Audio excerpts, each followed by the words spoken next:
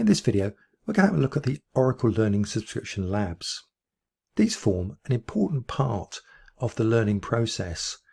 Practicing the processes that you've seen covered by the content not only aids your understanding of what the processes are doing, but also help to embed that information and make sure you retain the learning. This video specifically looks at the on-premise or product-based Oracle Learning Subscription Labs, as those are slightly different to those that come with a cloud subscription. In terms of accessing your environment, you can request your lab from within the course. So we saw in the first video that there is a link for you to go through and request the lab. And the point at which you request it is entirely up to you. The labs are there to underpin your learning. So it's embedding that knowledge in through practice. And where you do that, it's really down to your own individual preference in terms of learning. So you might want to request the lab to start at the beginning of the course. So as you pick up new information, you can test that out within the environment. You may wish to go through the entire course and then put that into practice and do all of your lab work in one go. It's entirely up to you. You need to plan a little bit ahead. The system will let you book a lab anything from 7 days in advance to 3 months in advance. But generally, we would advise you leave at least 2 weeks to make sure there aren't any hiccups. Occasionally, scheduling will mean that weeks get dropped. So plan carefully and make sure you give yourself enough notice to get in. Once you've got access to the lab, you'll have it for a full 6 days. It's 9 o'clock on the Monday morning, right the way through till midnight on the Saturday.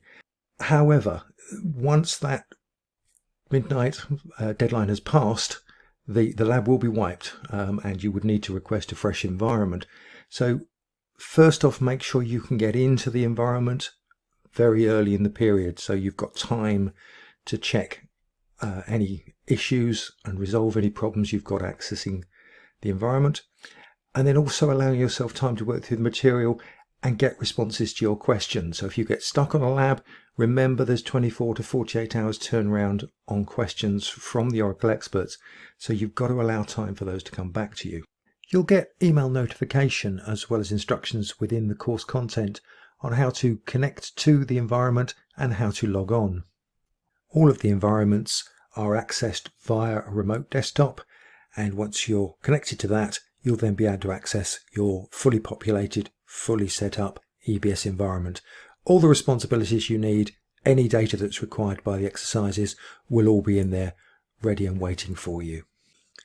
Once the lab's prepared for you, you'll receive an email to inform you that it's ready for your access, and you'll also be sent the details on how to get into it. Those details are also available from within the course. So if we click on the lab link there, you can see that the details of the environment that's been set up for us is available here. Your lab environment is set up on a remote desktop, so the instructions you receive will enable you to connect to that using a standard browser. Once you're in, you'll have full access to the desktop, and you'll also be given instructions on how to log on to the EBS environment that's been provided for you. In this example, I'm actually logged into my lab environment with a username that I created as part of an earlier exercise. But the first time you come in, you'll see a full range of responsibilities assigned to the basic login. And the first thing you should do is check that you've got all the bits and pieces you need, but also that the access is working, that you can get into the Java side of the environment, and that the system is working properly for you. Now is the time to ask any questions you have if you've got any issues at all with accessing the environment. Next thing you need to do is to make sure you've got the activity guide open somewhere you can see it while you're working through the exercise.